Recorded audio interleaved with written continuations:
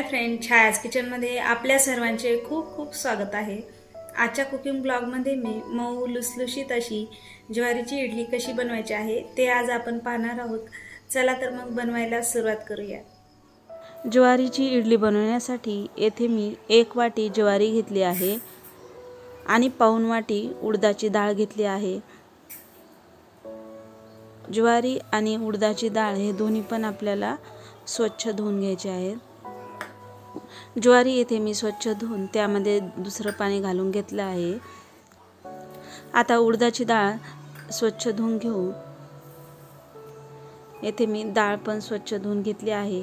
आता यामध्ये दुसरं पाणी घालून घेऊया। 5-6 तासानंतर डाळ छान भिजली आहे। यामध्ये मी 1 चमचा मेथी दाणे घालून घेतले आहेत आणि ज्वारी पण छान भिजली आहे। येथे मी पाऊण वाटी पोहे घेतले आहेत। पोहे आपल्याला हे स्वच्छ धुवून घ्यायचे आहेत। ज्वारी आणि उडदाची डाळ यामध्ये पोहे पण आपण एकत्र वाटून घेणार आहोत। मिक्सर जार मध्ये येथे मी ज्वारी, उडदाची डाळ आणि भिजून घेतलेले पोहे घालून घेऊ। यामध्ये थोडं पाणी घालून वाटून घेऊया।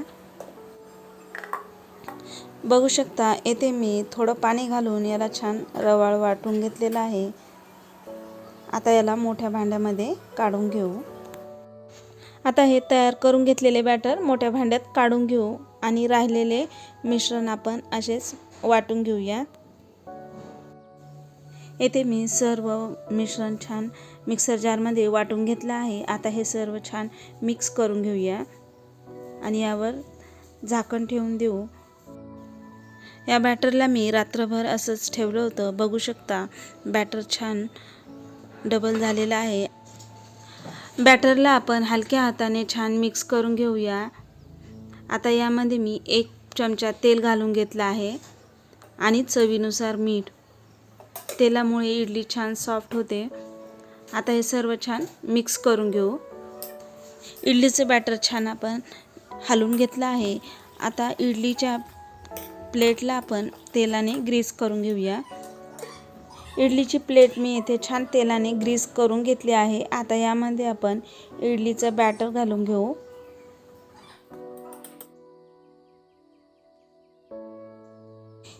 येथे मी इडलीच्या दोन्ही प्लेटला तेलाने ग्रीस करून बॅटर घालून घेतला आहे। येथे मी इडली पात्रामध्ये पाणी गरम करून घेतलं आहे। आता यामध्ये आपण इडलीच्या प्लेट ठेवून घेऊया। 20-25 मिनिटं मीडियम गॅस फ्लेमवर इडलीला स्टीम करून घेऊया।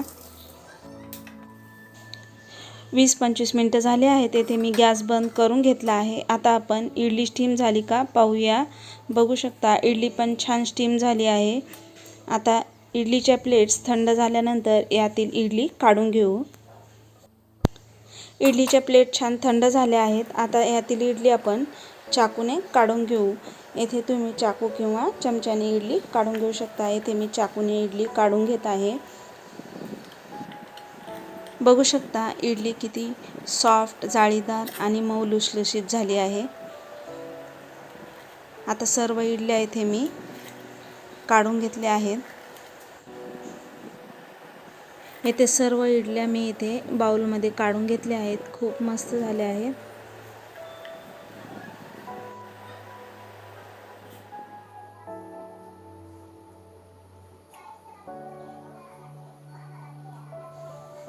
ज्वारीची इडली आपली मऊ लुसलुशीत अशी झालेली आहे। खूप छान झाली आहे। खायला पण खूपच टेस्टी झाली आहे। तुम्ही एकदा नक्की ट्राय करा। आजची रेसिपी तुम्हाला कशी वाटली कमेंट करून नक्की सांगा। आवडल्यास लाईक करा आणि चॅनलवर नवीन असाल तर सबस्क्राईब करायला विसरू नका। पुन्हा भेटूया अशा छानशा रेसिपी सोबत।